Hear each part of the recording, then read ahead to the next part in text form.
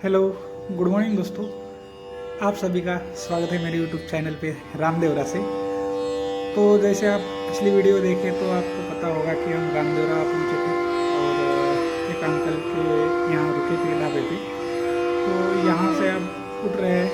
कितना प्यारा सनराइज़ हो रहा है सामने, मुझे यकीन नहीं था रात में यहाँ पे सोया हूँ और सुबह सुबह ऐसा नज़ारा देखने को मिलेगा।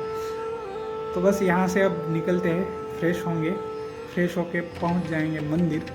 और मंदिर की जो कुछ भी हिस्ट्री है, जो कुछ भी इम्पोर्टेंस है, तो मैं आपको आगे बताऊंगा। मिलते हैं मंदिर में।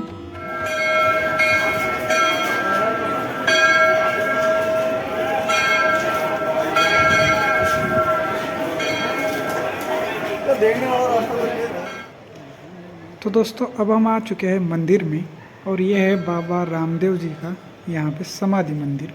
और उन्होंने यहाँ पे समाधि ली थी, जीवित समाधि ली थी शायद 14वीं शताब्दी में। और उनके बारे में मैं बताऊँ तो उनका जन्म यहाँ पोखरण के ही राजघराने में हुआ था और वो एक राजा भी थे, शासक थे। और माना जाता है कि उनके पास कुछ ऐसी चमत्कारिक शक्तियाँ थी और दैवी शक्तियाँ थी। उन्हीं शक्तियों का वो लोगों की पीड़ा, समाज की जो लोगों की दिक्कतें हैं वो कम करने के लिए उन्हीं ताकतों का वो यूज़ करते थे। और तभी से जो मान्यता चली आई है अभी तक, यानी ये दृढ़ होती गई। जैसे आप यहाँ पे आओगे और कुछ मांगोगे और पहले आप समाधि के दर्शन कर रहे हो और इनकी समाधि के सामने अगर आप कुछ मांगोगे तो आपकी वो मन्नत, विश जो कुछ भी हो वो पूरी होगी ही होगी। इसी के चलते यानी इस मंदिर का महत्व आप समझ सकते हो इस बात से कि जैसे महाराष्ट्र में विट्ठल रुक्मिणी जी का मंदिर है, पंजाब में गोल्डन टेम्पल अमृतसर है, उसी प्रकार से राजस्थान में ये रामदेवरा का महत्व है। और यहाँ पे बाबा रामदेव जी के जन्मदिन पे, जयंती पे मेला लगता है, यानी ये भाद्रपद महीना यानी अगस्त सितंबर में वो मेला होता है। उसके लिए राज्य के हर एक कोने से लोग पैदल आते हैं और यहाँ अपने दर्शन करते हैं आके। और ये मंदिर परिसर में ये एक तालाब है और ये तालाब का भी निर्माण बाबा रामदेव जी ने किया है। और ये एक पवित्र तालाब मानी जाती है मान्यताओं के अनुसार। अब यहाँ इसके अंदर किसी को जाने की परमिशन नहीं दे रहे हैं, शायद पहले कोई लोग जाते होंगे। मछलियाँ हैं अंदर। यहाँ आप अगर दर्शन करके बाहर आओगे तो बहुत सारी लेडीज़ लोग हैं जो कि मछलियों के लिए कुछ फूड बेचती है, उनसे आप फूड लेके आप मछलियों को खिला सकते हो। बाबा रामदेव जी जैसे हिंदू धर्म में प्रसिद्ध है, उसी प्रकार से उनको मुस्लिम धर्म में भी थोड़ी बहुत मानने वाले लोग हैं, क्योंकि तो उनकी ख्याति, उनकी जो चमत्कारिक शक्तियाँ हैं, ऐसा वैसा उनके बारे में बहुत दूर तक बातें फैली। और उनकी परीक्षा करने के लिए मक्का से कुछ लोग आए थे 5, और वो आए और उनकी परीक्षा की। उनको प्रतीत हुआ कि ये कुछ ना कुछ एक अलग टाइप के इंसान है और उनके पास दैवी शक्तियाँ है। तो वो लोग भी उन्हीं के साथ रहने लगे और उन्होंने उनको राम शाह पीर के नाम की एक नया नाम दिया। और बाबा रामदेव जी को राम शाह पीर भी बोला जाता है। और वो पीर भी जो 5 लोग आए थे, उन्होंने भी यहीं पे उन्हीं के समाधि के पास अपनी समाधि लिया, अपना जीवन समाप्त किया। दर्शन करके हम बाहर आ गए हैं और निकल रहे हैं आगे।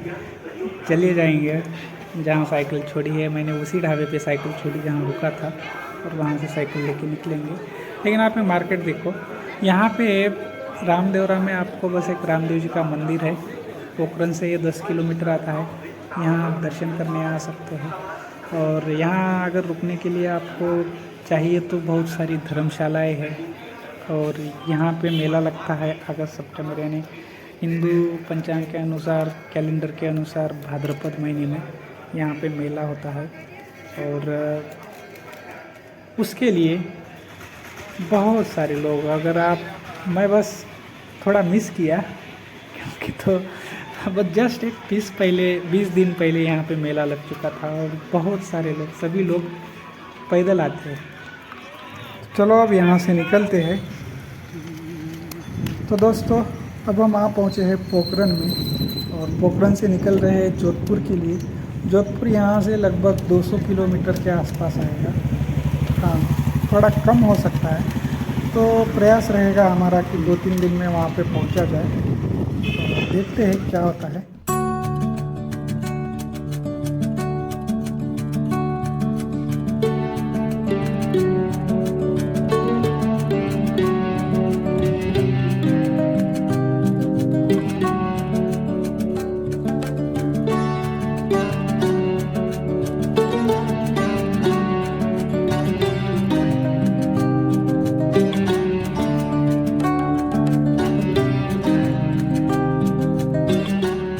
पोखरन आएगा इस साइड और हमें जाना है आगे।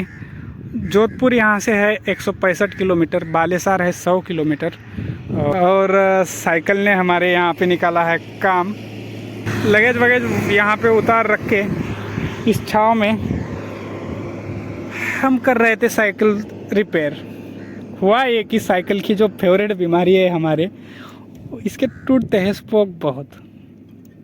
तो मैं अभी फ़िलहाल खाने पीने की चीज़ें कैरी कर रहा हूँ, वेट थोड़ा बढ़ रहा है, तो स्पोक एक ही टूटा था। तो एक टूटा था तो मैंने सोचा कि यार बिठा लूँ, लेकिन नहीं बिठाया, तो उसी दिन दूसरा भी टूट गया था। हाँ, तो दूसरा भी टूट गया। मैं सोचा ये साइड का एक, इस साइड का एक टूटा था और इस साइड का एक, इस साइड का बिठाने आता है। और यहाँ पे फ्री व्हील होने के कारण इधर हम नहीं एडजस्ट कर सकते, तो इस साइड का एक और इस साइड का एक टूटा था। फिर इस साइड का दूसरा टूटा, ये वाला। 3 हो गए। मैं आज ये बिठाने ही वाला था, लेकिन रामदेवरा से निकलने के बाद सोचा चलो चलते हैं, आगे कहीं रुकूंगा तो शाम जल्दी रुक के बिठा लूँ। बस निकलते ही चौथा भी टूट गया। तो इस साइड के 2 टूट गए, इस साइड के 2। अब इस साइड के 2 मैंने बिठाए, ये वाला एक और ये वाला एक, ये 2 बिठाए मैंने निकाल के। और इस साइड के जो 2 है, अब ये नहीं बिठा सकता मैं। अब देखते हैं, साइकिल अगर चलेगी तो फिर पहुंचेंगे जोधपुर, अगर नहीं चलेगी तो फिर टो करके ले जाना पड़ेगा। टोइंग के लिए भी दिक्कत है, यहाँ से फिर ट्रक ढूंढो या पिकअप ढूंढो। लेकिन चलो, ये भी एक पार्ट है जर्नी का, जो होगा वो देखते हैं। स्पोक बिठाने के बाद भी ये जो 2 स्पोक टूटे हुए हैं, ये एक ही जगह होने के कारण टायर बहुत टेढ़ा चल रहा है, एकदम नागिन चाल चल रहा है। और ये यहाँ पे रब कर रहा है, यहाँ पे उधर, इस कारण साइकिल अब चलाने के लायक नहीं बची है। देखता हूँ, अगर कुछ मिल जाए तो चले जाएंगे, नहीं तो फिर वहाँ पेट्रोल पंप है, वहाँ रुकने का।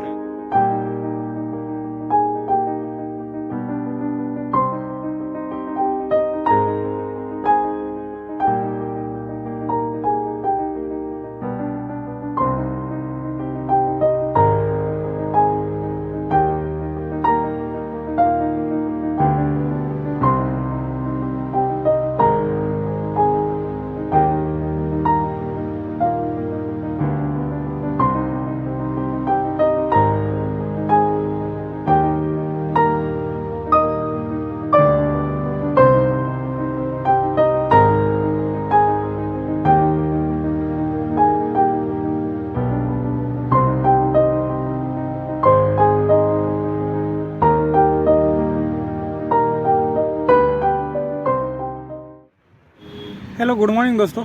सुबह से उठकर हम लिफ्ट के लिए प्रयास कर रहे हैं, लेकिन अभी तक तो नहीं मिली। देखते हैं क्या होता है। लिफ्ट शायद मिल जानी चाहिए तो जोधपुर पहुंच जाएं हम। अगर ना मिले तो फिर यहीं रुकना पड़ेगा। यही सामने हाईवे है, जोधपुर इस साइड आएगा और यहाँ पे एक मंदिर है, एक गांव है कुछ मोरानी ऐसा कुछ, और यहाँ पे रूम है।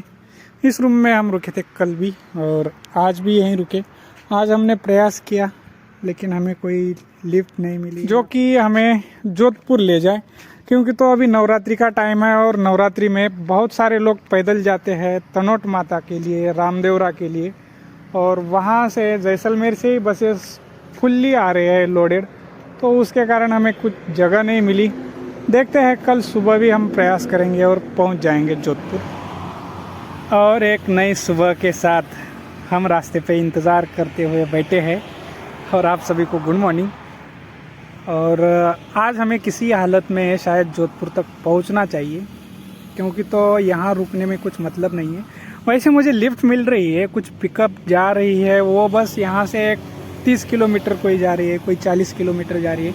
मुझे एक लंबी चाहिए जोधपुर तक, तो उसी के चलते मैं बैठा हूँ। शायद आज किसी ट्रैवल्स में हम कुछ ना कुछ विनती करके एडजस्ट कर लेंगे और जोधपुर पहुँचने का प्रयास रहेगा, तो देखते हैं। और हम जोधपुर पहुंच चुके हैं। एक प्राइवेट ट्रैवल्स थी और उसी ट्रैवल्स में साइकिल रख के हम जोधपुर आ गए हैं। यहाँ के कुछ दोस्तों से बात हो गई है और हम साइकिल रिपेयर की शॉप जाएंगे। अभी साइकिल रिपेयर का काम चल रहा है, बहुत पुरानी शॉप है ये। मुझे यहाँ रेडियो चलता हुआ दिखाई दिया तो मैं सोचा कि दिखाऊं। तो बस जोधपुर हम पहुँच गए और कहाँ रुके, किसने हमारी मदद की, ये सब आपको कल की वीडियो में जानने को मिलेगा। तब तक के लिए जय हिंद, जय महाराष्ट्र।